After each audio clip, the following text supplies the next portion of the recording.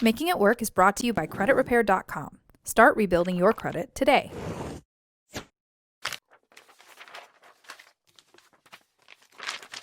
Over the course of a year, my partner and I started caring about minimalism. I cleaned out my closet and developed a reliable system that helped me curb my clothing collection. I committed to actually using up all the soap and personal care products I had before buying another one, simply because I wanted to try a new scent. I'm ashamed to say it took more than a year. I donated a lot of my books and decorations and encouraged my partner to do the same. We're finally starting to see the effects now, and we've become a lot happier in our space. However, there are elements of minimalism, especially as an aesthetic, that continue to disturb me. This advice isn't just concerning because I disagree with it on a personal level. It's advice that to me destroys the entire concept of minimalism and perpetuates the toxic cycle of caring way too much about your belongings. Worst of all, I fear that this counterproductive advice will result in fewer people actually trying out the more useful elements of minimalism. These are some pieces of advice I believe you should take with a grain of salt. Number 1, no labels. The first time I saw this piece of advice, I thought it was a joke. But time and time again, lifestyle and decor bloggers have peddled the notion that labels on household products clutter up your vision and present a non-uniform view of the room. More astoundingly, the most common remedy I've seen recommended is to transfer as much as you can into label-free containers, such as pure white plastic soap dispensers and giant mason jars. This is incredibly wasteful and inefficient. Instead of getting rid of containers you already have in favor of sleeker options, work at reducing the amount of packaging you're actually bringing into your life, if possible, rather than swapping every package for a prettier package. Number 2, don't own more plates and cutlery than you need. As someone whose cupboard was once overflowing with ugly novelty mugs, I understand the appeal of trashing 90% of them. Here's some advice. Stop. Breathe for a second. Excessive plates and cutlery are indeed a source of clutter, but always keep at least 4 of everything on hand. Instead of getting rid of all of our extra plates and special utensils, we ended up storing most of them instead. Having people over for meals is one of the simplest pleasures in life, when we're able to do so safely. So don't take that away from yourself because you're obsessed with only owning 2 plates. Number 3, only spend on things you absolutely love or need. This is one of those rules that is great in theory.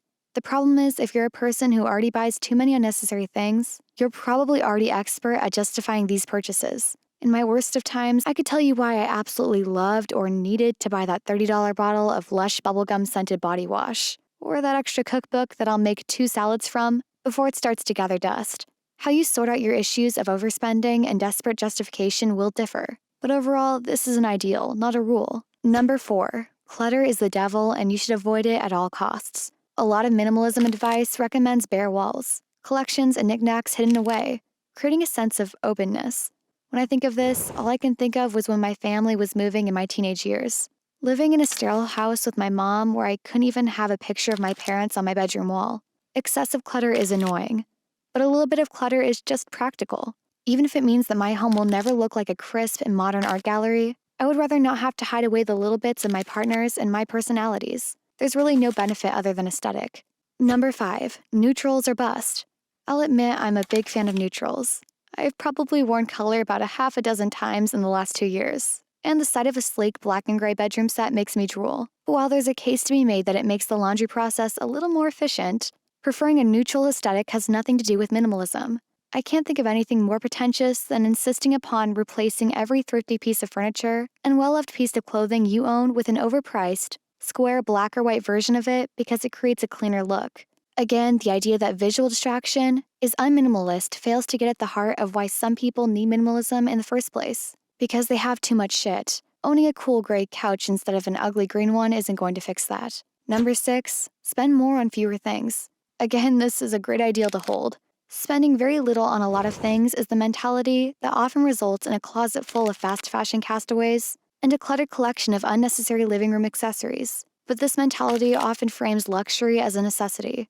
That your life will be better if you replace those 4 poorly cut sweaters with one $200 super sweater. The main problem with this being a guided principle in minimalism is that it's just a different side of the same materialistic coin. There's a fine line between investing in quality and turning your life into a showroom. You can simplify things like your wardrobe without placing a cultish emphasis on high prices. So what can you do to create a more minimalist life and habitat? Focus on finding ways to create more discipline and moderation in your purchasing and collecting. Evaluate why and when you buy things. Throw things out more often. Apply the capsule concept to as many things as possible, not just your wardrobe. Take walks, have quiet time, do whatever it takes to appreciate what you already have around you, rather than spending all of your time adding to your countless collections. And don't be afraid of a little clutter. If you're one of the millions of Americans with an inaccurate or unfair credit score, think about working with CreditRepair.com.